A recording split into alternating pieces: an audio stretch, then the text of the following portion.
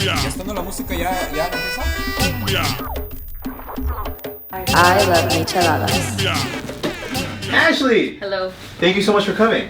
Welcome to I Love Micheladas show. Welcome everybody. We have with us the donut queen herself. The horchata. Are you more donut queen or horchata queen? I would say churros. Churro queen. Yes. Woo! Yeah, I like everything, but churros is like my thing. That's like, I remember we had a what am I forgetting his name right now? We had a Raul. I'm horrible. That's what he did to someone on the show. He forgot their name. Oh. And he was telling me a story about how originally you guys wanted to have a churro business, right? That's like where the horchateria. It was like churros before horchata. Mm-hmm. So. And Ashley from horchateria. Yes. Rio Luna. Yeah. Donas. Donas. Yeah. So my husband and I own both businesses. But yeah, we started off horchateria, and it was just like one of those. We had always said we want to build something, we want to make something. We want to do a boba shop, because back then boba was like barely coming out. Yeah, it was popping. It was like, ooh, what is this cool thing? And we're like, we're gonna do boba, and we're gonna do like horchata, and we're gonna do like Mexican it up, right? Mm-hmm. So that's always kind of been like a thing for us, like always in the back of our head, like what can we do, like what business can we start, and then how can we make it us, you know, kind of thing. So it started off with the boba, but it didn't stick. It didn't pop. Yeah. Did you actually ever like do a concept? Like, did you ever do anything with boba? Yeah. So we bought the machines. We like did the went down to City Hall and got our fictitious business name and all that stuff. What was the name? It was called It Bobateria. was called Bobateria. Yes. It was Boba. Shoot, I forgot. But we have like the logo and everything. All written down. Shoot, I'm drawing a blank right now. I'll remember though, yeah. And then you guys bought the machine. With the machine that covers the top, the lids? That closes the lids, yeah. I was looking into one of those. Yeah, they're pretty cool. We actually still have it. We have it in our garage, and we use it from time to time, like for birthday parties and stuff like that. Yeah, so. But you need special cups, right? No. You do need special cups. It has to have like a little flat. The flat lid. The flat, yeah. But you can do it with the regular cups too. It just kind of melts a little bit. But. The thing is that I remember the reason why I didn't use it because it seals it, right? Yeah. It's not like a peelable. No, it's not. No, you have to kind of break it apart. Yeah, break it apart. It's a little bit difficult. Yeah. But it's so for refills and things like that, it doesn't work. Yeah, it's kind of like a one-time thing. But I remember like the first time I saw the machine, like you could turn it upside down. Yeah, you could turn it upside down. Yeah, so you guys had the machine. We had the machine. Did you guys ever do anything? So we would just invite friends and family over. At the same time that we were trying to do the boba thing, David wanted an espresso machine. He's like a huge coffee person. Yeah, I'm not. I'm not gonna lie. I'm not. I like coffee, but yeah, exactly. I'm like powder, whatever. Just I need it, kind of thing. You know what I mean? Like when I need it, I'm not addicted to it. I don't think I am.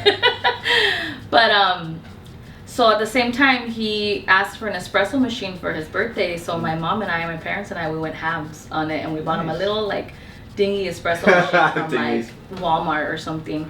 And he would make fraps. He would make fraps for friends and stuff like there. And I'm talking about like 2008, 2009, like way before we started the horchateria. So anyway, but that was always kind of our thing. It was like we wanted to create something, we wanted to build something, we wanted to sell something. There was a point when David was like, what were you guys doing like for money this time? So at the time, right before horchateria kind of concept came out, David was a diesel mechanic. What? For Hertz equipment rental. Really? So he would work on like excavators and like big machinery, and that was like his job. That was his 9 to 5. Dang. And then he comes home all oily and just like smelly. Yeah, big boots and like like the socks wouldn't like hold, like they would always have holes and stuff because he would work. You know what I mean? He was like he would use his hands all the time. They were always really rough, and that's why you made him switch, because of the rough hands. Because of the rough hands, yeah. And that's what he did. And then I had just finished. I had got my BA. And I was just like trying to find something to do. I created a company called New Girl Expo. What did New Girl Expo do? So this is back before all these cool events like were been happening. So I would bring together different vendors women, like with women in mind, so they can come and have like kind of like a makeover day. So like for moms or like for, you know, like students who didn't have time to like try all these like nail salons or this and that, kind of bringing everything together. Yeah, and it kind of came out of a need for myself too, because I was like a new mom, and I was like, you know, I graduated from Cal State, no, not Cal State. I graduated from UCR. Sorry, I'm a little nervous, I guess. Let's cut the tension. Okay, sounds good. We'll have some, and you requested a shock top. You like shock top? Is that your beer? That's the only beer I've ever had. Really? Yeah. So when I get a michelada, that's. It tastes good with shock top. Yeah. Right. All right, we're gonna have to put you on some new beers. Come by Smorgasburg. Sounds good. Have you been? Oh yeah. I see Raul there every weekend, every hecho, hustling and selling his micheladas, blowing his whistle. He loves it. Yeah. It's fun. And then at Taco Madness. Very, very cool event. Oh man, here's yours. Thank you. So you went to UC Riverside. Disclaimer: I haven't had alcohol in probably like a year and a half. Oh man, we're gonna get turned up. we bought a 12-pack. Nice. Just for this. Well, I just had a baby, so. Congratulations! Yeah, thank you. You definitely need a beer. Oh my god, it's so good. It's good. It's so good. Yeah, it works really well. I love it. You went to UC Riverside. You had your first baby. Yeah, I was a new mom. And you were like, I'm not busy enough. I need something else to do. And that's kind of how I live my life. I mean, and you top it on with anxiety and all that other stuff, but that's kind of like what drives me, is like I need to do something. So I was doing New Girl Expo. I had finished college, and it kind of got somewhere for a while. We did a few shows. We got a few. I think our last show that we did, we got a few thousand people. Who did you do it with? Just myself. Well, not by myself, but I have my sister help me, and my friend Joanne. Shout out to Joanne. Shout out to Joanne. My homegirl. What's your Instagram? I don't know. We'll find it. We'll put it on here. But she has a social media company called Erie Media Solutions. Oh, okay. So, and that's how we started. She started doing social media for New Girl Expo, and she kind of started learning the trade, and we both kind of learned from each other, and she had her thing and I had my thing, and we just kind of, that's what we did.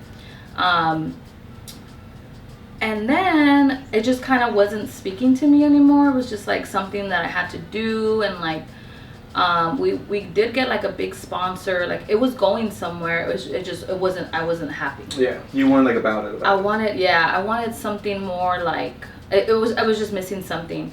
So I would tell David, I'm like, hey, you know, I don't want to do New Girl Expo anymore, so I might have to go out and get a job. Like now that I have my degree, like go out and get a job. And stay to work. And then he was like, yeah, you know, that's fine. We knew that wasn't the answer. So then one day I was like, you know what? I'm just gonna make horchata. I'm gonna make churros because I love churros, and I'll tell you why I love churros. And back when we lived in Compton, and on Atlantic Boulevard at night, it was like taco truck mania, like all kinds of stuff. And every taco truck always has a churro vendor. And well, not at the time? Not back then. Now they're popular. Now I don't know why. Yeah, all of a sudden. But there wasn't any churros, so I'm like, I'm just gonna get my stroller, get my little carreta, make some churros, sell some horchata, and that's what I'll do. And that is really where the idea started of horchateria.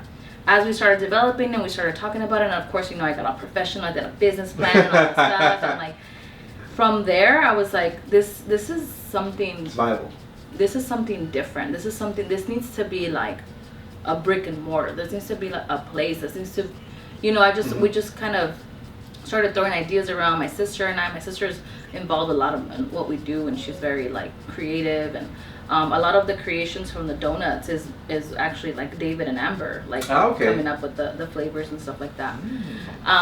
Speaking of donuts. So then, it was always in horchata and churros? It was like always horchata and churros, not And then David's like, let's do coffee, and I'm like, no, I don't even drink coffee. Like back then I didn't drink coffee, and I was like, no coffee. He's like, no, let's do coffee. So he's the one that pushed the coffee. It was more of an afterthought after like doing the horchata and the churros.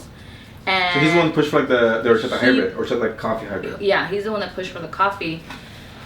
I wish I can tell you the steps after that, but honestly, it's a huge blur from the point that we said, screw this. Can I cuss? Oh, yes, YouTube. Okay. You can like, say, fuck this, we're gonna do this, to when we're actually opening the doors, it's a blur. Really? The only one memory I have, I swear how like, the one memory that I kind of hold on to is, at the time, like I said, David was still working his 9 to 5. Mm-hmm. So a lot of the stuff that I had to do with the plans, like we had to do a whole new like plan check through public health. I'm sure you know all about that. I had to do it myself. Dude, that's a pain in the ass. Yeah, I had to do it myself because we didn't have $20,000 to pay for plans or whatever. So I'm pushing the stroller. My son was probably like a year and a half, sitting in the stroller. These huge plans, right? Because you need like 5 pairs of each. You need 5 pairs on top of the stroller, pushing my little stroller into the fire station at Cerritos to get the fire signed off. Yeah. And I walk in and there's like all these firefighters, right? And they're like, "Stay right there." And I'm like, "Oh shit, like I'm in trouble." Yeah. And let me take a picture of this. And he literally snaps a picture of me. He's like, "Next time my wife tells me that she can't do something, I'm gonna show her this picture." Because I'm there, you know, I'm doing it. I'm getting it done. And my kid's there and everything. So besides that, I don't remember anything. Did you ever walk into the first times? Did you walk in with like regular plans on like regular paper? And they're like, "What is this?" And they talk to you like you're supposed to know everything. Like all the time. That's what I hate about this. And I'm like, "Hey, you know what? This is my first time doing this. You need to explain it to me like in layman's terms." Even like that, they're like upset. Yeah. They're like upset you're wasting your time. They're like, "Oh, do I have to pay for someone to do this?" They're like, "Well, no, technically you don't. You could do it yourself, but you do it like this." So, and I had some other good people helping me out. We worked with them for a few other stuff with the plans, but they were kind of like guiding me and helping me, making corrections for me and things like that. But as far as like, you know, now we just like, we want this and then it gets done. That didn't happen back then. So yeah. So that. Did you guys ever sell horchatas or churros at any point before that, or the first time you actually sold was at the shop? The first time we actually sold those items were at the location. We had a churro recipe that we didn't love. We didn't love it, and it was all from scratch. But we didn't love it. And then luckily, my best friend's sister had her husband is in the catering industry, in the food industry. So we asked him to come out and be like, "Hey, we need to perfect this recipe." Guess how many days before we opened? Like the day of? like 3 days before we opened. So he comes down and he helps us with the recipe, and he's like, "Do this, do that. This is what your churro needs to look like and taste like." And to this day, I'm like super thankful for him. So he's the one that kind of like perfect. We still made some tweaks after that, but he's the one that kind of gave us like a good path. Like, does your necklace say churros? My necklace does say churros. This is from Mala. Oh, from Patty. From Patty. Yeah. Yeah, this is my homegirl. She did New Girl Expo with me. She did some shows. Oh, nice. That's how. Patty does everything. I know, right? I don't know what she doesn't do. Yeah, she. So what is it? You're telling me you love churros more than anything? So okay, my background. My dad is from Sinaloa. Arriba Sinaloa. Shout out. Shout out to Mariscos. And and my mom is from Baja, from Ensenada specifically. Growing up, we would go to Tijuana, Ensenada, probably once a month, like which is a lot, you know. Driving down there, and the one thing, you know, it was always a drag, like in the car and all that stuff. But the one thing I knew that I was gonna get, either coming back or once I was there, was churros, and that's what I lived for. I lived for those border, you know, from the border. The ones that they sell as you're crossing. The ones that are full of fumes and those are the best ones. Pasados, you know, churros pasados. They call them. And so that's kind of where my love of churros started. And then, you know, I don't discriminate. I love freaking Disneyland churros. Me too. I love Costco churros. Yeah. Of course, mine are the best. Yours are the best. They are. They really are. Like, honestly. I'm a big churro fan too. Yeah. I'm a big like Mexican fair pancakes. I don't know if you ever had those. My grandma calls them panqueques. Those are the best. And they do the little ones. Mm-hmm. They give you a plate with like 6 of them. Mm-hmm. And they get like cajeta. You put all kinds of more sugar and mermelada. Yeah, my dad actually still makes them. Once in a big while he'll make them, but yeah, my grandma calls them panqueques. But yeah, dude, I love churros. Love churros. What was it like when, because you guys got a giant welcome. Like, you guys had lines, and it was crazy. What was that like? Was that from day one, or how did that build up? It's hard to talk to because I notice when I talk about it, it sounds like I'm ungrateful, and I'm not. I'm absolutely grateful for everything that has happened to us, and it's still very like out of body experience. Yeah. Like I still don't feel like I'm like it's real. I'm living that. Yeah, but it was insane. It was absolutely insane. It was probably some of the come near me. It was probably one of the most difficult times of our lives, to be honest. Yeah, because people are there and they're like. Yeah. And I was talking to someone earlier, like for example, when people place an order online, right? People will click buy and they assume that every company is like Amazon. And they assume that you have a team of 100 people just waiting for them to order. Yeah. And then as soon as they push click, you're gonna put it in the box and mail it. It's magic. Yeah. And like same thing in the business. Like there's like, and in restaurants is unique because you can't stop, right? When you say you're open and you say you're closed, like the customers are there at that moment. They're there and they want it there. Literally there, yeah. It was so. What I had imagined when we opened the doors of horchateria was, I would be at the register clicking away. Yeah. David would be making his churros and the coffees on the side. And every time he hands you one, he gives you a kiss. Yeah, maybe we'd have 1 or 2 employees. Yeah. That wasn't my dream, but I'm saying that's how I visualized what being a business owner would have been. And my kids in the back, causing a ruckus back in the storage room. Like that's kind of what I imagined. Obviously that's not what happened at all, and like I said, I'm super grateful for in the best way, but still it's a crazy scenario. Especially because I wasn't mentally, physically prepared for what happened. So doors open, first customer, my uncle, my tío Rigo. Shout out to my tío Rigo. Shout out tío Rigo. First customer bought one, a coffee. I remember a hot watermelon coffee. And people started trickling in, like not family, So the first time we got a customer that wasn't family or friends, or like it was kind of surreal. Like, oh shoot, like, all right, cool. Yeah, this is real. You're giving me real money. Yeah, real money, and I'm giving you a product, And week 1 went by kind of the same. Week 2 went by kind of the same. Probably week 4 was the first time we had like a line out the door. And we were like, holy moly, like something's going on. And then social media, we would just post pictures or whatever, just started kind of going a little crazy. And for us, it was like, oh my God, we have 200 followers, 300 followers. That was like amazing for us. And it just kind of... Were you like actively doing your social media, or social media is something you did when you had some free time? When I had some free time. It was like because we were working. David and I were working from 6 a.m. to 10 p.m. We weren't seeing the kids. They were with my parents like pretty much all day. We would forget to eat. I don't know how. I don't remember. I wish I remember how to do that. Now I eat too much, but we would forget to eat. Like it was crazy. Let me drink a little bit. Go for it. You deserve it. Yeah, because you're working, and you're like, all right, if I eat right now, then like if something happens, or I'll wait a little bit. I'll wait a little bit, and then all of a sudden you go from being hungry to like you forget you're even hungry. That's true. It's crazy. So yeah, it just kind of like escalated from there. How big was your team initially? So it was 5 people. Day one? Day 1, 5 people. I trained them, a few days before and all that stuff. And from week 1, those 4 people, to month 2, anyone could just walk in and be like, "Hey, I want a job." Hired. Here, I'm not even exaggerating. Here is an apron. Can you blend this? Can you do this? Can you follow this recipe? Go for it. That's how fast you would get hired there. Yeah. It was crazy. It was pretty insane.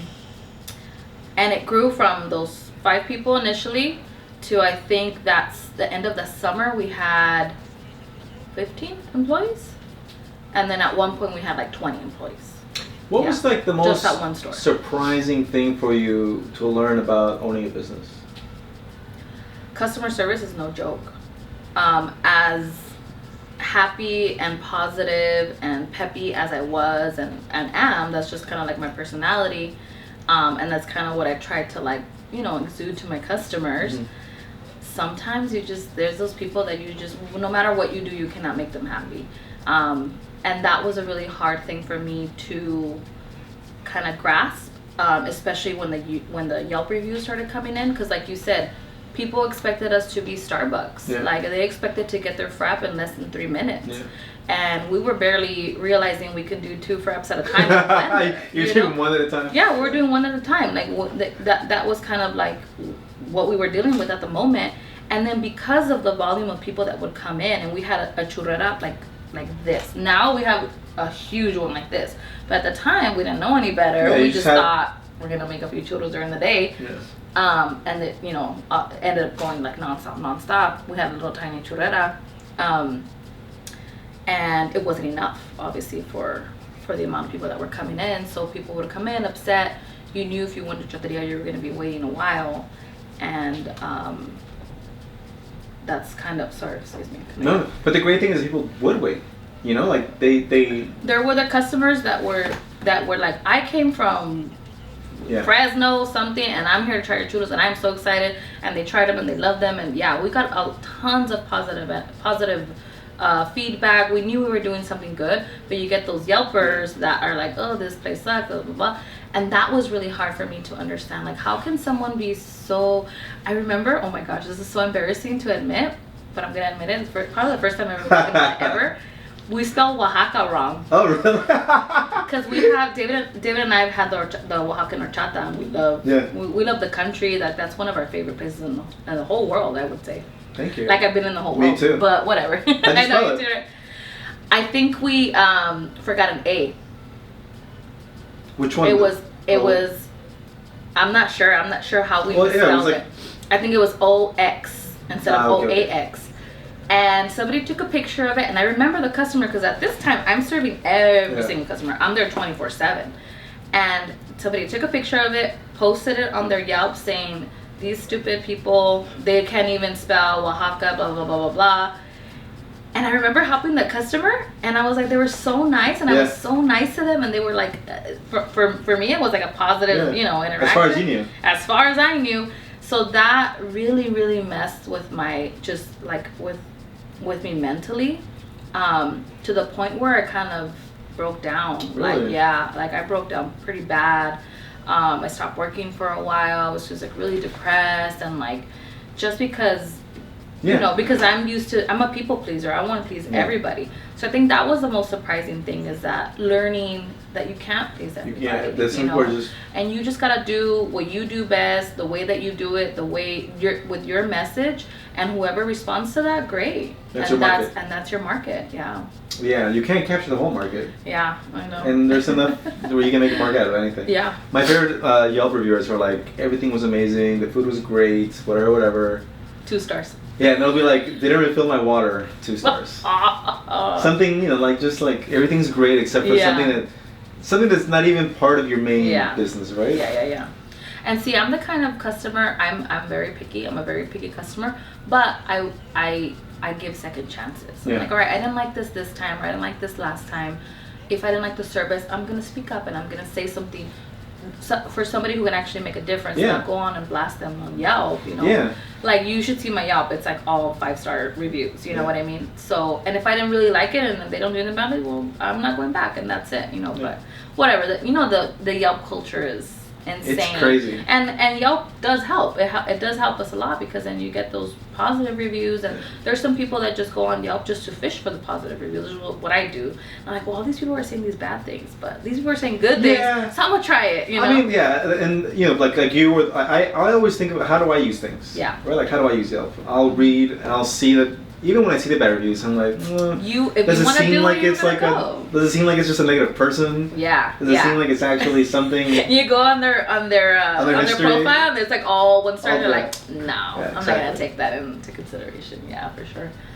So that was pretty hard for me. I ended up like just kind of, sorry to shift gears real quick, but just also being like a mom, like trying to raise my kids, trying to be a good wife, trying to be a good mom, trying to be a good business person, trying to be a good leader for my team, kind of like made me go a little nuts, a little crazy. Trying to be everything. Trying to be everything, just trying to think that I can do it all, because that's how I was raised. Like my mom said, you can do whatever you want, whatever you think in your little brain, that's what you can do. So I'm there like trying to thinking like this is I can do it all, when really sometimes you can't, or you just have to have a different mentality about it. So I ended up going to therapy for like a year. I would like every other Saturday I wouldn't miss, like, and I think that really helped me, the professional help, you know. It helps. My sister Paulina, she goes to therapy, and she like, you know, I started going to therapy. My wife and I went to like premarital therapy. It's like very helpful. Yeah, it's like so I'm a big advocate for mental health and mental awareness, and just therapy in general, just talking and about your feelings about whatever's going on. Sometimes that's all it really takes, and I think that's as a culture, as millennials or whatever. I don't know if I'm a millennial or not. I think I might have. I miss it by like a year. Like around there. Yeah. I think that's what we're missing, is that connection, that, you know, talking to people and talking about your feelings and just being real with it. Like, it's not all about what you see on Instagram and everything is great and dandy, when inside, you know, you have real issues. Things are complex. Yeah, exactly. And I think the more vulnerable you are as a person, and you share your experiences, you share your feelings, other people will understand, like, hey, you know, here's these successful couple or people or business, but there's a bunch of backstory to it, you know. There's so much more. And it's real. Not just an overnight thing, you know. So yeah, I remembered something that I wanted to share too was oh my god. Yeah, she's wild. Let me get my leg out of here. Sure, come on. No, she's good. Before, because it reminded me when you said like the first time I ever handed like food to people. One of the businesses before Horchateria was we did ice cream sandwiches at birthday parties. Oh, really? Yeah, so we would buy the big tub from like, you know, Smart and Final or something, and scoop up the ice cream and make them like the cookies. By hand? By hand, and people would come and order them like for the birthday party or whatever. So I remember, I had forgotten about that actually. We did that. That was the first time I actually like handed someone like food that I touched, like, here's your stuff and give me money, you know. So that was pretty cool. Are your kids gonna grow up in the business? I don't know. My son, he's very business, like he has that business mentality, very business. They both of them. My baby, he's only 5 months. So, oh shit. It's all right. I think the dog pulled him. Oh, it's her. He's only 5 months, so I'm not sure what he's all about. He It's like Mexicans, like when like a little baby kicks, they're like, oh, yeah. I'm like, oh, he can do that like a calculator. Oh, he's gonna be an accountant. Exactly. Yeah, I'm trying to get them to do things that would help us, like you know, maybe like a architect, a lawyer, a plumber, yeah, you know, something for the business, general contractor. But no, my daughter, right now she made slime, so she's making slime and she's trying to sell it to her friends and stuff. So I think I don't know, in a way I'm like, yeah, I would love for them to, because they have us to help. And you know, David and I didn't come from a business family background. We had no idea what P&Ls were. We had no idea of a lot of things. You know, we're self-taught, and we're still learning, to be honest. So it'd be nice for them to have all this information already and see what they do with it. Yeah, have like, you know, there's a big saying, there's who stand on the shoulders of giants. Yeah. So you're the giant for your kids. Right now, literally, and when they grow up, figuratively. Yeah, exactly. That's awesome. Well, thanks for coming by. Where can people find? Well, first of all, now? How many locations do you guys have now? Okay, so we've got 2 Donas, and then we have 2 horchaterias. One in Paramount, that's where David and I grew up. First one. OG spot, and then one in San Fernando, which is also a brand new store, probably a year and some change. And it's really nice. So that's 4 locations. 4 locations. Working on our 5th one. Where's that gonna be at? That's actually it's in Paramount. We're gonna move the OG spot down. Oh, okay. Just literally down the street. Bigger? 4 times bigger. Wow. Yeah, we're gonna have full cakes, headquarters. Yeah, exactly. Test kitchen, all that, like bunch of cool stuff is happening there. So Micheladas maybe. maybe, yeah. We get a little license going. Every time I talk to Raul, I'm like, you guys need to put our mix in your little store. We have an art gallery next door, so that's what Awesome. we're trying to incorporate a little bit more of, just like events. Something else rather than events and things like that. Just like some pláticas, you know, just get people together, community. Yeah. It's hard because it's like, who wants to hear you? Who wants I know, to you think that. You think that, but people need to hear it. Yeah. I got a lot to say. I love to talk. Well, where can people find you personally? What's your personal Instagram? So I don't have social media. What? That's the only way that I'm able to do what I do. Well, not the only way. There's tons of ways. Like my mom helping me watch the kids, and you know, everything. There's a list. But one of the things is I don't have a personal social media. I keep saying, you know, I'm gonna hold off for a few months, and then it just never kind of happens, because I am addicted to social media, and if I turn it on, that's an hour gone. Yeah, an hour of my life is gone, and then What's your vice? Is it social media? Which one do you get stuck on most?